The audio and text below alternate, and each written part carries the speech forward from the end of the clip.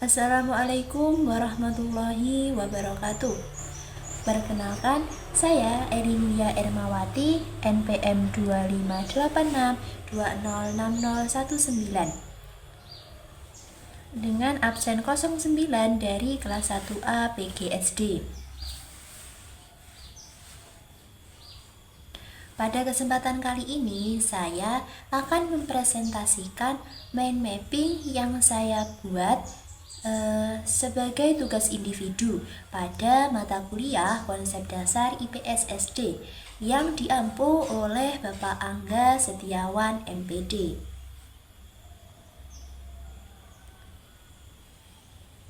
Mind mapping ini berisi analisis dan rangkuman dari berita yang saya pilih, yang saya susun secara terstruktur untuk mempermudah dalam memahami isi berita tersebut.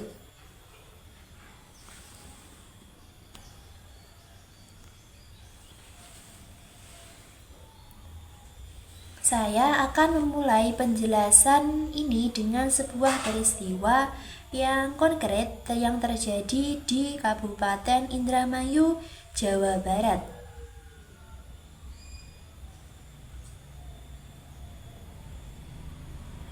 Dalam memahami isi dari mind mapping ini tidak hanya cukup dengan membaca teks singkatnya, melainkan kita perlu mempelajari atau menjelaskan secara mendalam agar peran sosial, hukum, dan kebangsaan yang terkandung di dalamnya itu benar-benar bisa untuk difahami. Peristiwa ini terjadi pada hari Sabtu tanggal 6 September 2025 dini hari di Jalan Raya Pantura, Gang Sinar Jaya 2, Kecamatan Widasari, Kabupaten Indramayu, Jawa Barat. Waktu dini hari itu merupakan periode yang secara sosiologis rentan terhadap tindak kriminal dan kekerasan.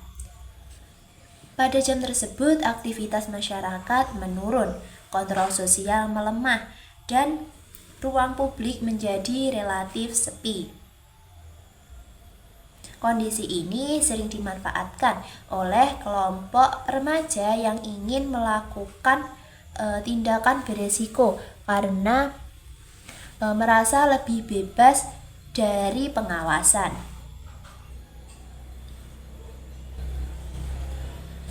Lokasi kejadian ini di Jalan Raya Pantura ini memiliki makna strategis. Pantura sendiri bukanlah sekedar jalanan lokal, melainkan jalur internasional yang menghubungkan berbagai daerah di Pulau Jawa. Gangguan keamanan di wilayah ini itu dapat berdampak luas, mulai dari membahayakan pengguna jalan hingga menurunkan rasa aman masyarakat secara umum. Oleh karena itu, potensi tawuran di kawasan ini itu bukan hanya masalah lokal, akan tetapi juga persoalan ketertiban umum dan keamanan nasional.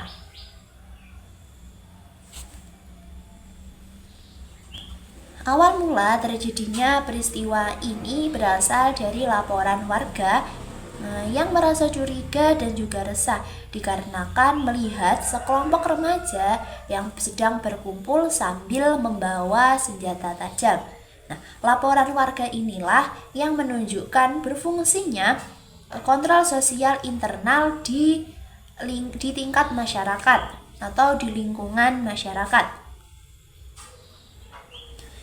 Dalam banyak kasus tawuran, sikap apatis masyarakat ini justru membuat atau menjadi faktor yang memungkinkan kekerasan itu dapat terjadi. Oleh karena itu, keberanian warga untuk melaporkan ini merupakan bentuk nyata partisipasi warga negara dalam menjaga keamanan dan menjaga keamanan lingkungan. Tindakan ini juga sejalan dengan pasal 30 ayat 1 UUD 1945 yang menegaskan bahwa setiap warga negara itu berhak dan wajib ikut serta dalam upaya pertahanan dan keamanan negara. Keamanan itu bukan hanya tanggung jawab aparat, akan tetapi hasil dari kerjasama antara negara dan masyarakat. Peristiwa ini bermula dari laporan warga yang merasa resah dan curiga setelah melihat kumpulan sekelompok remaja yang berkumpul sambil membawa senjata tajam. Disinilah terlihat peran penting masyarakat dalam menjaga keamanan lingkungan. Tanpa adanya laporan warga, potensi tawuran itu mungkin akan benar-benar terjadi dan menimbulkan adanya korban.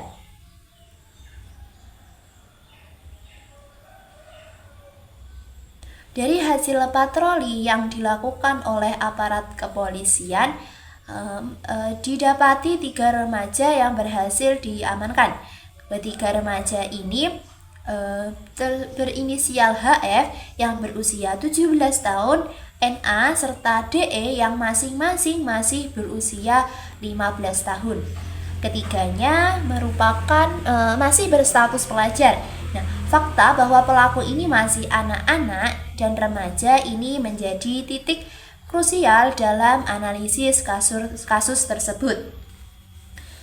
Mereka berada pada usia di mana seharusnya fokus utamanya adalah pendidikan, membentukan karakter, dan persiapan masa depan, bukan terlibatan dalam kekerasan jalanan.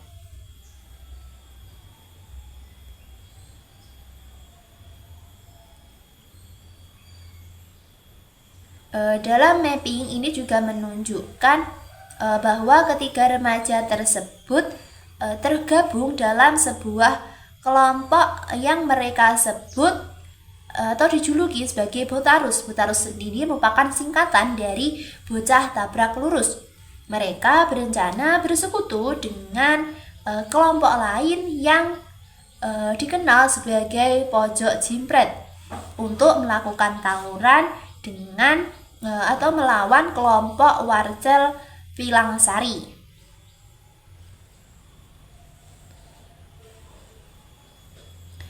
Penamaan kelompok ini mencerminkan bagaimana identitas remaja itu dibangun di atas solidaritas semu dan konflik. Identitas kelompok semacam ini itu seringkali memberikan rasa memiliki dan kebangsaan palsu, tetapi pada saat yang sama itu mendorong anggotanya untuk melakukan tindakan berbahaya demi menjaga reputasi kelompoknya.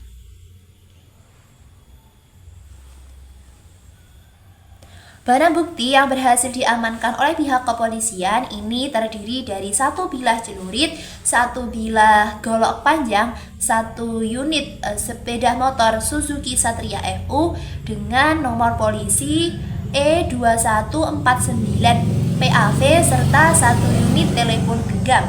Nah, dengan adanya barang bukti ini itu memperjelas bahwa potensi tawuran tersebut bukan sekedar ancaman verbal, melainkan telah memasuki fase atau tahap yang sangat berbahaya. Celurit dan golok itu bukanlah senjata mainan. Keduanya merupakan senjata tajam yang dapat melukai bahkan menghilangkan nyawa seseorang dalam hitungan detik. Barang bukti ini itu memperjelas bahwa potensi tawuran itu tersebut bukan hanya sekedar ancaman verbal, melainkan telah memasuki tahap yang sangat berbahaya. Dalam kronologi kejadian yang ditampilkan dalam mind mapping atau yang dituliskan di mind mapping, dijelaskan bahwa warga itu melihat remaja yang berkumpul dengan membawa senjata tajam. Karena merasa resah, kemudian warga melaporkan itu kepada pihak kepolisian. Kemudian pihak kepolisian datang. Ketika petugas tiba di lokasi, kemudian petugas itu mendapati para remaja tersebut sedang berusaha melarikan diri menggunakan sepeda motor. Dari sini itu terlihat bahwa para pelaku itu sadar akan apa? Sadar bahwa perbuatan yang akan mereka itu lakukan itu melanggar hukum. Nah, upaya melarikan diri itu menunjukkan bahwa adanya kesadaran akan resiko hukum, tetapi kesadaran itu tidak cukup kuat untuk mencegah niat melakukan kekerasan. Tindakan kepolisian yang ditampilkan dalam mind mapping ini mencakup pengamanan para pelaku di Polsek Widasari, kemudian penyitaan barang bukti, setelah itu diproses sesuai hukum dan juga ketentuan yang berlaku, dan peningkatan patroli di titik rawan serta himbauan kepada orang tua agar lebih mengawasi pergaulan anak-anak mereka. Tindakan ini mencerminkan pendekatan secara komprehensif yang tidak hanya berfokus pada penindakan, akan tetapi juga pada pencegahan dan edukasi. Fenomena tawuran remaja ini memperlihatkan adanya kekosongan dalam kebijakan pengelolaan ruang sosial bagi kelompok usia muda. Banyak wilayah yang belum menyediakan sarana publik yang mewadai untuk menyalurkan energi, kreativitas, dan kebutuhan bersosialisasi remaja secara sehat. Nah, ketika ruang-ruang positif tersebut tidak tersedia atau sulit untuk diakses, maka interaksi remaja itu cenderung berpindah ke suatu ruang informal yang minim pengawasan dan juga rentan dengan konflik atau rentan memicu sebuah konflik. Nah, kondisi ini itu memperbesar kemungkinan terbentuknya kelompok-kelompok yang eksklusif dan juga mengandalkan solidaritas sempit dan konfrontasi sebagai sarana dalam membangun sebuah identitas.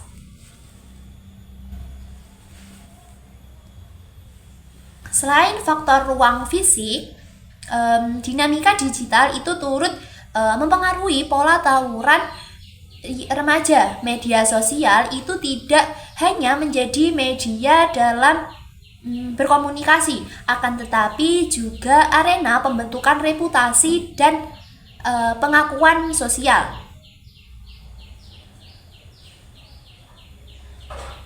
Provokasi, tantangan daring, dan serta penyebaran konten kekerasan itu kerap atau mempercepat eskalasi konflik yang sebelumnya bersifat laten. Interaksi virtual yang minim, kontrol empati ini menciptakan ilusi keberanian kolektif di mana kekerasan dipandang sebagai simbol loyalitas dan juga keberanian sebuah kelompok.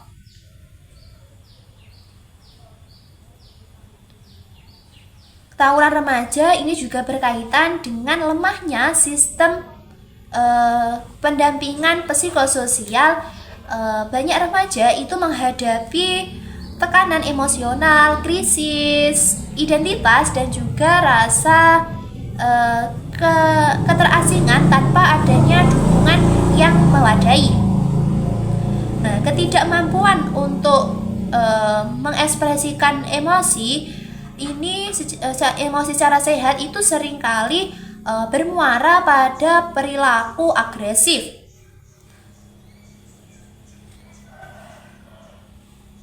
Nah, dalam konteks ini tawuran itu bukan hanya tindakan fisik, melainkan juga ekspresi akumulasi frustasi yang tidak tertangani melalui mekanisme sosial yang konstruktif.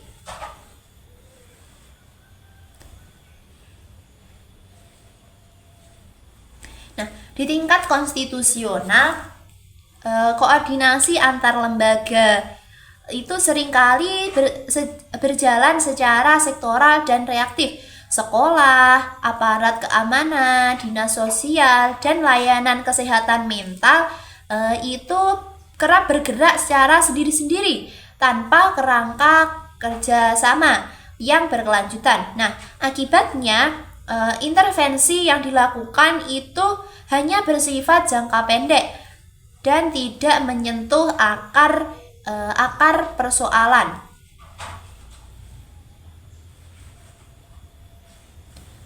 Ketidaksinambungan antara kebijakan ini memperlihatkan seperlunya tata kelola yang lebih terintegrasi dalam menangani persoalan remaja. Persoalan ketimpangan sosial itu juga memiliki kontribusi signifikan dalam memicu konflik antar remaja. Nah, akses yang tidak merata terhadap pendidikan yang berkualitas, kegiatan ekstrakurikuler, serta kesempatan pengembangan dini itu menciptakan rasa ketidakadilan yang terinternalisasi. Nah, dalam situasi tersebut solidaritas kelompok itu sering dibangun melalui oposisi terhadap kelompok lain sehingga kekerasan itu menjadi sarana penegasan posisi sosial. Lebih jauh lagi, tawuran itu tidak dapat dilepaskan dari pola relasi kuasa dalam kehidupan sehari-hari. Remaja yang terbiasa menyaksikan penyelesaian konflik melalui kekerasan baik di lingkungan rumah, masyarakat maupun di ruang publik itu cenderung mereproduksi pola serupa. Absennya teladan dialogis dan juga penyelesaian konflik secara damai ini memperkuat legitimasi kekerasan sebagai praktik sosial yang dianggap wajar. Pada saat yang sama itu keterbatasan data dan juga pemetaan sosial itu mengenai perilaku remaja itu menyulitkan perumusan kebijakan presisi. Banyak program pencegahan itu disusun tanpa adanya analisis secara mendalam mengenai karakteristik, pola interaksi kelompok dan faktor resiko spesifik. Nah, tanpa adanya dasar empiris yang kuat, kebijakan itu berpotensi tidak efektif atau bahkan kontraproduktif bagi kelompok sasaran. Kemudian pendekatan berbasis komunitas itu seringkali belum dimaksimalkan sebagai instrumen pencegahan. Padahal komunitas lokal itu memiliki pengetahuan konseptual dan juga kedekatan sosial yang memungkinkan mereka itu melakukan deteksi dini terhadap potensi konflik. Nah, ketika komunitas itu tidak diberdayakan secara sistematis, nah peluang untuk membangun mekanisme pencegahan informal yang efektif itu menjadi terabaikan. Untuk memahami peristiwa ini secara lebih komprehensif, kita itu penting untuk memahami jenis-jenis tawuran remaja. Nah, karena setiap jenis itu memiliki karakteristik, motif, dan juga strategi penanganan yang berbeda-beda.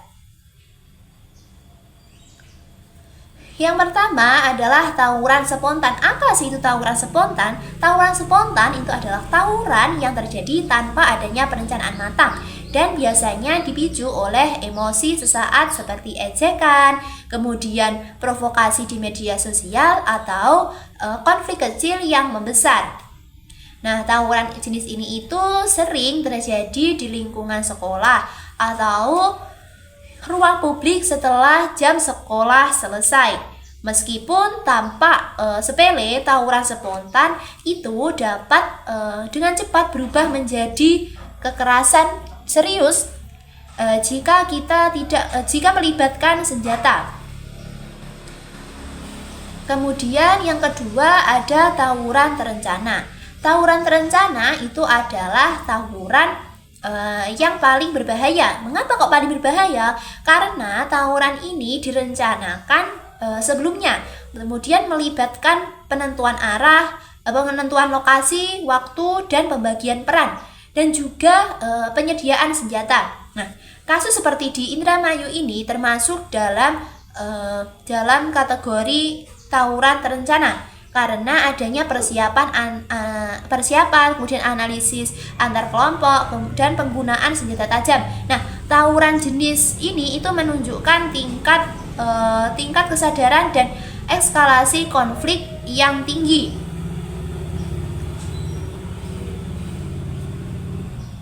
Yang ketiga itu ada tawuran antar pelajar. Nah, tawuran antar pelajar itu sendiri adalah tawuran yang biasanya melibatkan siswa dari sekolah yang berbeda. Motifnya itu sering berkaitan dengan rivalitas sekolah, kemudian gengsi, dan juga sejarah konflik sebelumnya atau turun-temurun dari kakak kelasnya. Nah, tawuran jenis ini itu sering diwariskan secara turun-temurun, antar angkatan, kemudian sehingga menjadi budaya kekerasan yang sulit untuk diputus. Yang keempat ada tawuran antar kelompok wilayah. Apa sih tawuran antar kelompok wilayah? Tawuran antar kelompok wilayah ini adalah tawuran yang melibatkan kelompok remaja dari wilayah atau kampung yang berbeda. Nah, identitas geografis ini menjadi pemicu utama. Nah, konflik ini itu sering kali dipicu oleh rasa teritorial, kemudian di mana suatu kelompok itu merasa wilayahnya itu dilanggar oleh kelompok lain. Kemudian yang kelima ada tawuran geng motor atau kelompok jalanan. Nah, tawuran jenis ini itu seringkali melibatkan sepeda motor, kemudian senjata tajam, dan juga mobilitas tinggi. Motifnya itu tidak hanya konflik antar kelompok, tetapi juga pada pencarian sensasi, dominasi ruang publik, dan pembuktian keberanian dan juga pembuktian keberanian. Nah, tawuran ini itu sangat berbahaya dikarenakan apa? Dikarenakan sering menyasar korbannya itu secara acak. Kemudian yang keenam itu ada tawuran berbasis media sosial. Dalam era digital itu banyak tawuran dipicu oleh provokasi di media sosial seperti ejekan, kemudian tantangan, dan juga unggahan simbol kelompok itu dapat dengan cepat memicu konflik di dunia nyata. Nah, media sosial itu menjadi ruang baru eskalasi kekerasan.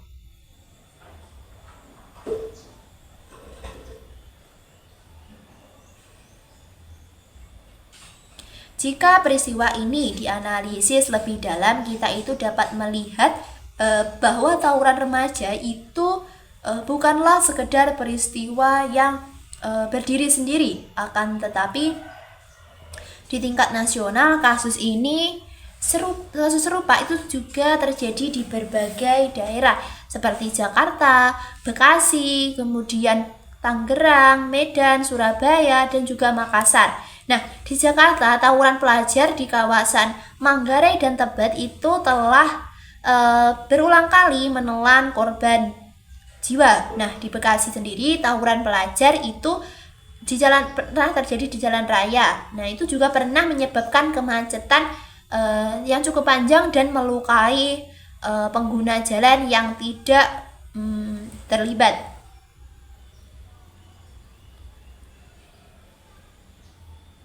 Di Surabaya, kekerasan juga terjadi, kekerasan remaja juga sering terjadi. Nah, ini seringkali juga berkaitan dengan geng motor yang membawa senjata tajam dan menyerang warga secara acak.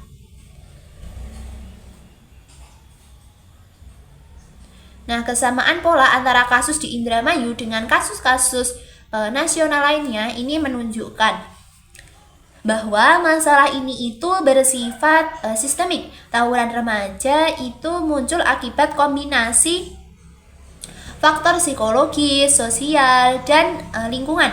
Nah, remaja itu masih berada pada fase pencarian jati diri. Mereka itu mudah terpengaruh oleh kelompok sebaya dan seringkali mengambil keputusan berdasarkan emosi, bukan pada pertimbangan yang rasional. Ketika lingkungan sekitar itu tidak menyediakan ruang ekspresi yang positif, kekerasan itu menjadi alternatif yang dipilih.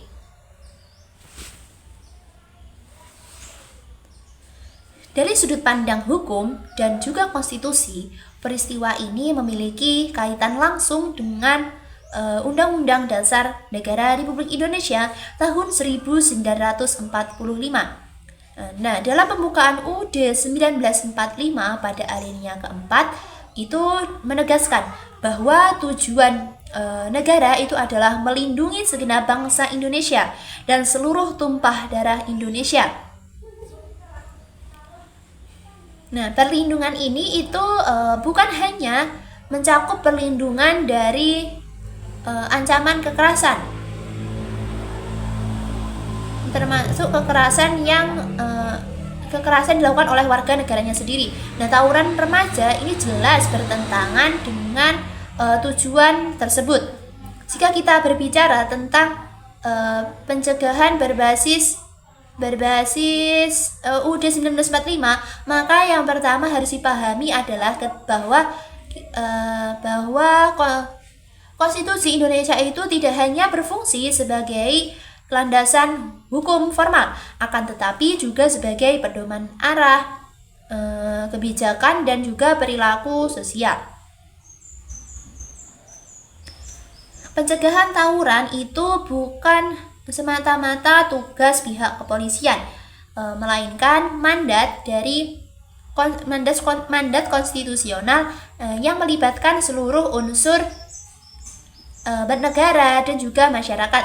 UUD 1945 itu memberikan kerangka besar tentang bagaimana negara seharusnya hadir sebelum kekerasan itu terjadi, bukan hanya setelahnya.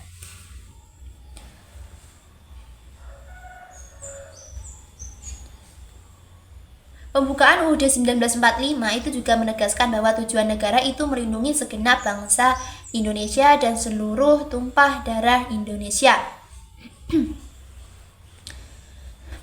Perlindungan ini itu harus dimaknai secara luas. Tawuran remaja adalah ancaman nyata terhadap keselamatan warga negara, termasuk remaja yang melakukan itu sendiri. Oleh karena itu, pencegahan tawuran itu sejatinya adalah pelaksanaan langsung dari tujuan konstitusional sebuah negara. Nah, negara itu tidak bisa bersikap pasif dan hanya bereaksi ketika atau setelah adanya korban. Pasal 28A UUD 1945 tentang hak untuk hidup itu menjadi fondasi utama dalam pencegahan tawuran. Setiap strategi pencegahan itu harus berangkat dari kesadaran bahwa tawuran itu mengancam hak hidup baik bagi pelaku maupun korban yang seringkali tidak terlibat. Nah, maupun bagi korban yang seringkali tidak terlibat konflik. Nah, ketika negara membiarkan ruang publik dipenuhi dengan senjata tajam dan juga konflik kelompok, maka negara itu gagal menjamin hak hidup warga negaranya. Oleh karena itu, patroli preventif itu pembinaan remaja dan juga pengawasan lingkungan itu bukanlah kebijakan yang opsional, melainkan kewajiban konstitusional.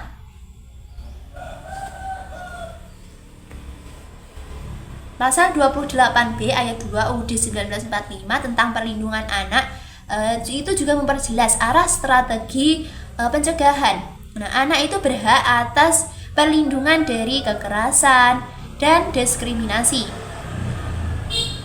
Tawuran adalah bentuk kekerasan yang sangat nyata baik secara fisik maupun secara psikologis. Nah, strategi pencegahan berbasis pasal ini menuntut warga negara untuk menciptakan lingkungan yang aman bagi tumbuh kembang anak.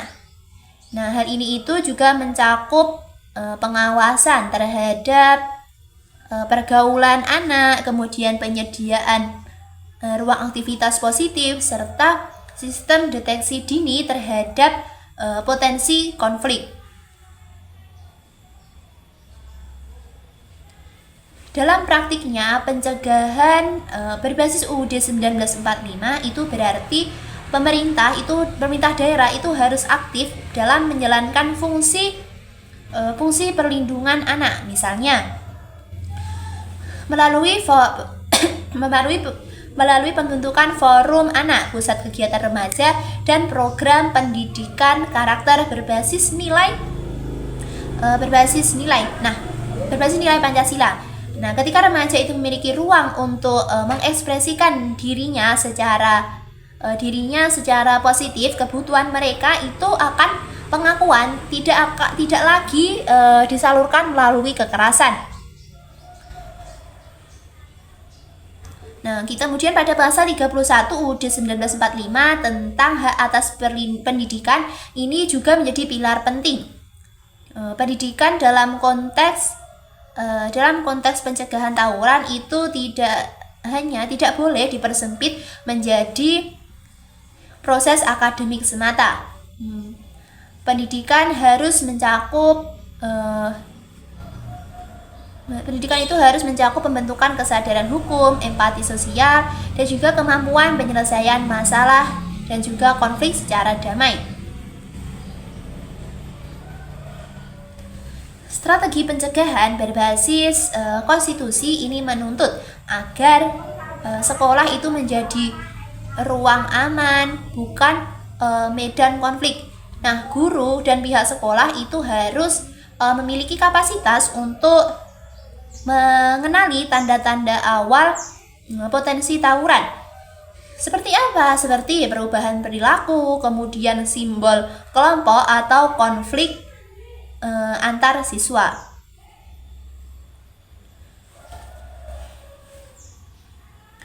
Pada pasal 30 ayat 1 UUD 1945 tentang hak dan juga kewajiban warga negara dalam menjaga keamanan negara dan memberikan dimensi partisipatif dalam pencegahan tawuran. Keamanan itu bukan hanya tanggung jawab aparat, akan tetapi juga tanggung jawab warga negaranya. Nah, dalam konteks remaja ini berarti membangun kesadaran bahwa menjaga keamanan di lingkungan itu adalah bagian dari identitas sebagai warga negara.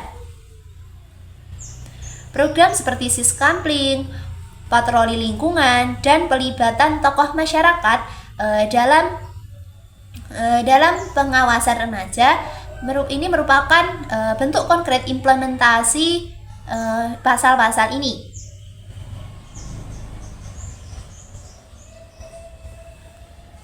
Strategi pencegahan ini juga harus berbasis pada pasal 28D ayat 1 UUD 1945 tentang kepastian hukum. Nah, di mana remaja itu perlu memahami bahwa hukum itu hadir secara konsisten dan juga adil. Ketika aturan itu ditegakkan secara tegas namun manusiawi, maka remaja itu akan belajar bahwa kekerasan itu memiliki konsekuensi. Sebaliknya, jika hukum itu diterapkan secara tidak konsisten, maka pesan yang diterima oleh remaja itu adalah bahwa kekerasan itu dapat untuk ditoleransi. Nah, ketika selain strategi struktural, pencegahan tawuran itu juga harus menyentuh dimensi partisipatif, dimensi psikologis remaja. Nah, masa remaja itu adalah fase di mana fase krisis identitas. Nah, remaja itu cenderung mencari pengakuan, solidaritas, dan juga rasa memiliki. Nah, jika kebutuhan ini tidak terpenuhi, maka terpenuhi di rumah dan juga di sekolah, maka kelompok jalanan itu sering menjadi alternatif. Oleh karena itu strategi pencegahan itu harus memperkuat peran keluarga sebagai lingkungan pertama dan utama dalam pembentukan karakter.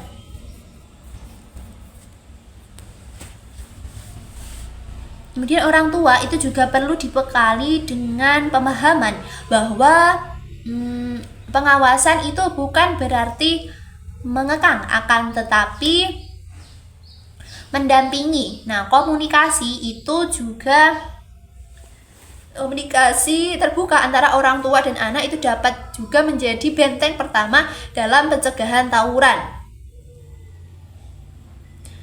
Dalam banyak kasus nasional, remaja yang terlibat tawuran itu mengaku tidak pernah menceritakan masalah mereka kepada orang tuanya. Dikarenakan apa? Dikarenakan mereka itu merasa tidak difahami. Nah, ini adalah celah yang harus ditutup melalui pendidikan keluarga. Beranjak ke dampak psikologis jangka panjang. Tawuran itu tidak berhenti pada luka fisik atau proses hukum. Dampak yang paling berbahaya itu justru seringkali tidak terlihat.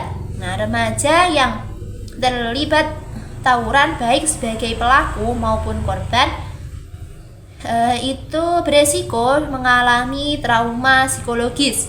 Nah, trauma itu sendiri dapat berupa kecemasan berlebihan, gangguan tidur, mimpi buruk, dan hingga depresi. Nah, dalam jangka panjang, trauma yang tidak ditangani dengan tepat itu dapat mempengaruhi kepribadian dan perilaku mereka ketika dewasa. Nah, remaja pelaku tawuran itu juga seringkali mengalami desensitisasi terhadap kekerasan. Artinya mereka itu menjadi terbiasa dengan kekerasan dan juga menganggap bahwa kekerasan itu adalah sesuatu yang normal.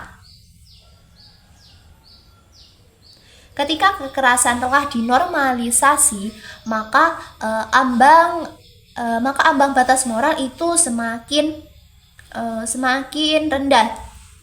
Ini itu berbahaya dikarenakan dapat mendorong mereka untuk terlibat dalam tindak kriminal lain di kemudian hari. Selain itu, keterlibatan dalam tawuran itu sering meninggalkan stigma sosial. Remaja yang pernah ditangkap atau terlibat dalam tawuran itu seringkali dicap sebagai anak bermasalah. Nah, stigma ini itu dapat mempengaruhi rasa percaya diri mereka dan menghambat proses reintegrasi sosial. Dalam beberapa kasus nasional, remaja yang pernah terlibat pada tawuran akhirnya mereka itu putus sekolah karena merasa dikucilkan.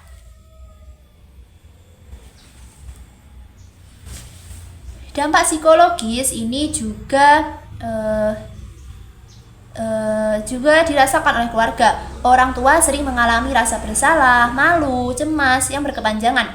Nah, hubungan keluarga itu bisa menjadi tegang, bahkan rusak. Jika keluarga tidak mendapatkan pendampingan, kondisi ini akan dapat memperburuk situasi psikologis anak.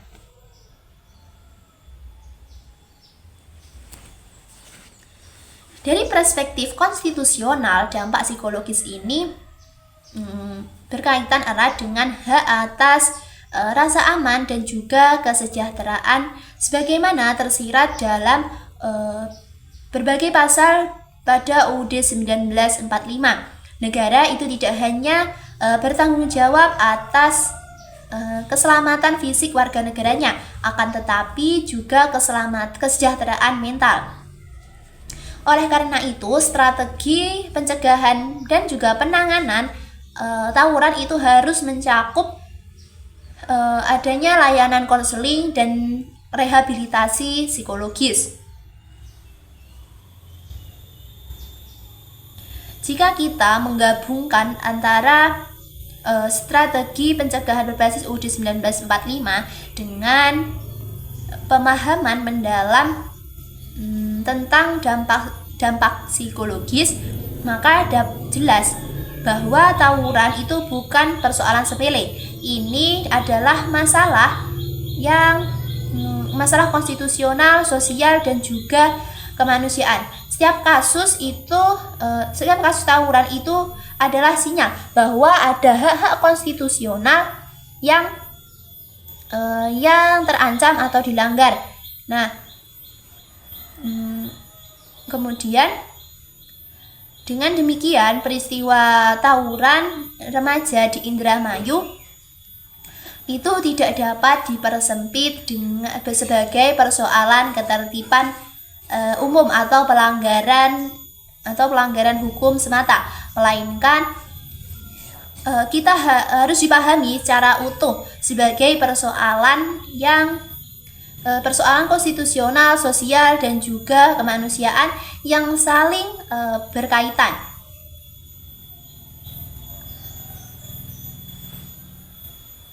Tawuran itu sendiri merupakan manifestasi dari kegagalan sistemik dalam menjamin pemenuhan hak-hak anak, khususnya hak atas rasa aman, perlindungan, dan pembinaan karakter yang berkelanjutan.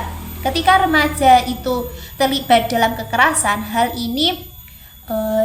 tersebut menunjukkan adanya celah serius dalam peran negara, keluarga, masyarakat, dan institusi pendidikan dalam menjalankan fungsi seperti pembinaan dan juga pengawasan. Lebih jauh, pencegahan tawuran harus ditempatkan sebagai bagian dari strategi jangka panjang dalam pembangunan bangsa. Upaya ini bukan hanya semata untuk menekan angka kekerasan, akan tetapi juga untuk memastikan bahwa generasi muda itu tumbuh dalam lingkungan yang mendukung perkembangan moral, kemudian emosional dan sosial secara sehat. Melindungi remaja pada masa kini berarti kita menjaga kualitas sumber daya manusia di Indonesia di masa depan, sekaligus menjamin berkelanjutan nilai-nilai kebangsaan dan kemanusiaan dalam kehidupan bermasyarakat.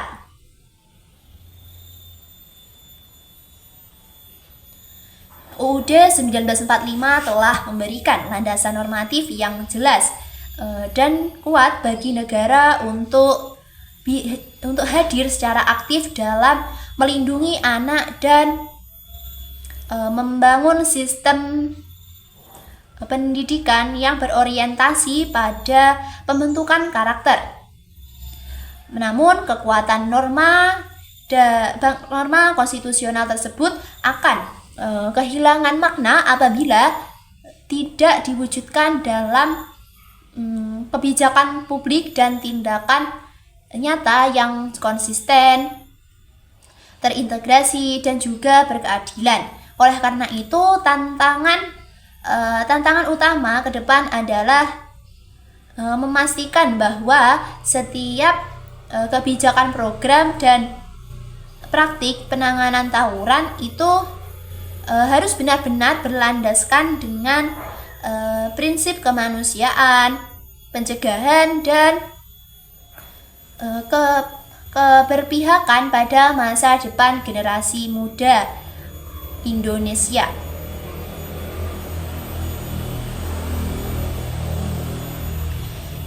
Demikian isi presentasi saya kali ini. Semoga apa yang saya sampaikan dapat bermanfaat bagi kita semua.